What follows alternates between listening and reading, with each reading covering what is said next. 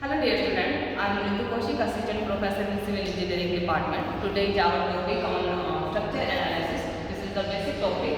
We will calculate the shear force diagram and bending moment in this topic. Statement रहेगी a simply supported beam of span 5 meter carrying 2 point load है आपके पास 5 kilometre and 7 kilometre. ठीक है, normal है, बिल्कुल basic है. क्या दिया हुआ है? डायग्राम दिया हुआ है. एक लोड लगा हुआ 5 किलोमीटर, सेकंड आपके पास 7 किलोमीटर, बीच की डिस्टेंस दी हुई है. तो यहाँ पर हम लगाएंगे इक्विलिब्रियम कंडीशन का हम यहाँ यूज करेंगे, जिसमें हमारे पास फर्स्ट रहेगा कि सभी जो हॉरिजॉन्टल फोर्सेस होते हैं वो हम जीरो के ऊपर पुट करेंगे. लेकिन जैसे कि क्वेश्चन में मेंशन है कि यहाँ पर कोई भी हॉरिजॉन्टल फोर्स नहीं है, तो इस केस में एफ एक्स आपके पास क्या रहेगा? जीरो रहेगा. सेकेंड कंडीशन है कि summation of all vertical force will be zero. Vertical force में हमारे पास आ रहा है 5 किलोमीटर और 7 किलोमीटर. सेकंड है आर ए आर बी, जिनकी वैल्यू हमें गिवन नहीं है, तो हम सेकंड कंडीशन का अभी यूज नहीं कर सकते. Then third condition summation of bending moment will be zero. तो बेंडिंग मोमेंट से पहले कैलकुलेट करते हैं, देन हमारे पास आर ए और आर बी की वैल्यू आ जाएगी. उसके बाद हम सेकंड कंडीशन का यूज कर लेंगे. इसके लिए हमें क्या करना पड़ेगा? जो स्पॉट पर मोमेंट है उसको जीरो के ऊपर पुट करना पड़ेगा. तो मैं आर ए से स्टार्ट करती हूँ. ये हमारे पास ए पॉइंट है और ये हमारे पास बी पॉइंट है. तो ए पॉइंट पर एम ए के लिए मैंने जीरो के ऊपर पुट कर दिया है.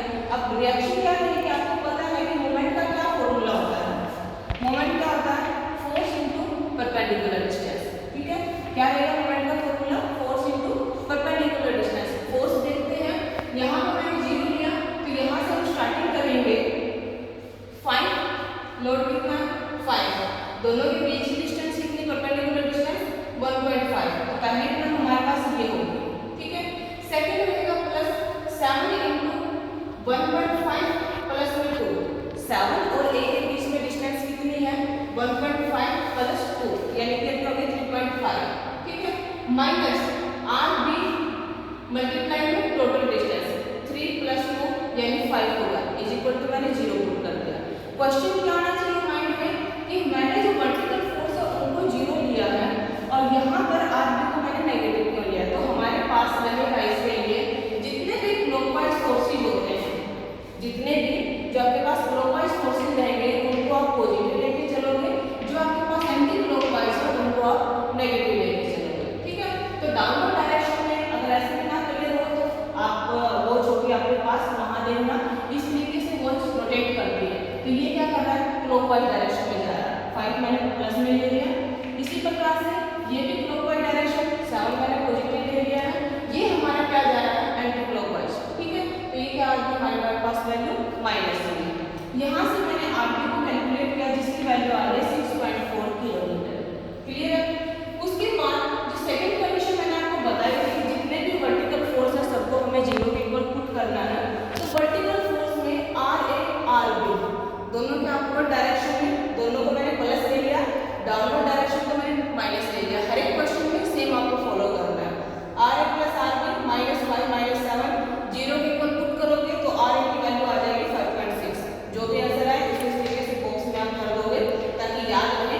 आर बी रहेगा मेरे पास 6.4, आर ए रहेगा 5.6 किलोमीटर. ठीक है, इससे अब हम क्या करेंगे? shear force डायग्राम कैलकुलेट करेंगे. तो shear force में क्या रहेगा? इसी के नीचे बनाते हैं. ये डायरेक्शन है 1.5, ये डायरेक्शन है 2 मीटर और ये है 1.5. ठीक है, सेम यहाँ से आप परपेंडिकुलर डायरेक्शन इस तरीके से हम लेके आएंगे. ये हमारे पास लोड की पॉइंट पे नाम देते हैं तो ये रहेगा ए, ये बी, सी. अच्छा बी मैंने इसको दिया होगा, ये बी होगा, ये सी और ये डी. ठीक है, अब मैंने आपको बताया कि जो आपके पास अपवर्ड को आप क्या ले रहे हैं? अपवर्ड को आपने लिया पॉजिटिव, डाउनवर्ड को क्या लिया आपने? नेगेटिव. तो हमने देखा आर ए को कितना फोर्स लगा हुआ है? 6.4. कितना है? अपवर्ड है, पॉजिटिव है, तो क्या रहेगा? 6.4. अब जाओगे यहाँ तक, एक मिनट, यहाँ तक आप जाओगे तो ये कितना है? 6.4 किलोमीटर. ठीक है, बीच में कोई लोड नहीं है, इस वजह से आपकी डायमेंशन क्या जाएगी? स्ट्रेट. फिर हमने देखा क्या लगा हुआ है? डाउनवर्ड. तो नीचे आओ, कितना नीचे आना है? 5.